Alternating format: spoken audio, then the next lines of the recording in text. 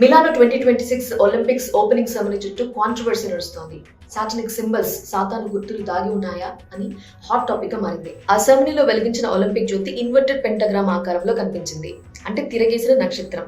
మతపరమైన బిలీఫ్స్ ప్రకారం నార్మల్ గా ఉంటే నక్షత్రం పైకి ఇలా ఒక్క పాయింటే కనుక ఉంటే అది సింబల్ ఆఫ్ ప్రొటెక్షన్. కానీ ఇన్వర్టెడ్ గా ఉంటే అది ఒక సాతాన్ యొక్క సింబల్, సాటనిక్ వర్షిప్స్ కి సంబంధించింది.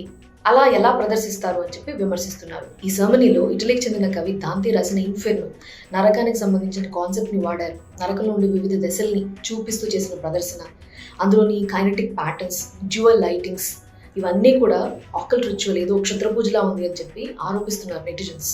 ఇంకో విషయం ఏంటంటే ఒలింపిక్స్ చరిత్రలోని ఎప్పుడూ లేని విధంగా ఒకేసారి 2 జ్యోతుల్ని వెలిగించారు. ఆధ్యాత్మిక సమతుల్యతని దెబ్బతీసే డ్యూయల్ రిచువల్ లాగా ఉందని మరికొంతమంది అంటున్నారు. మరోవైపు America vice president JD Vance attend అయిన ఈ సెరమనీలో ఇలా జరగటం అండ్ రీసెంట్గా ఎప్స్టీన్ ఫైల్స్ బయటపడిన టైంలో ఈ సాతానిక్ గుర్తులు ఏంటి, దీని వెనక ఏదైనా కుట్ర ఉందని మరికొంతమంది అనుమానిస్తున్నారు. ఎందుకు ఇంత కీన్గా అబ్జర్వ్ చేస్తున్నారు? జస్ట్ కొన్ని సింబల్స్ లేదంటే కొన్ని ప్రదర్శనలు ఇంత కాంట్రవర్సీని క్రియేట్ చేశాయా అంటే రీజన్ ఉంది. 2024 ప్యారిస్ ఒలింపిక్స్ టైంలో జీసస్ లాస్ట్ సప్పర్ టేబుల్ దాన్ని ఇమిటేట్ చేశారు. అది ఒక కాంట్రవర్సీకి దారితీసింది. క్రిస్టియన్స్ దాన్ని వ్యతిరేకించారు, ఆందోళనలు చేశారు. ఇంత పెద్ద వేదిక మీద ఇంత పెద్ద సెరమనీలో ప్రపంచానికి ఏం చెప్పదలుచుకున్నారు?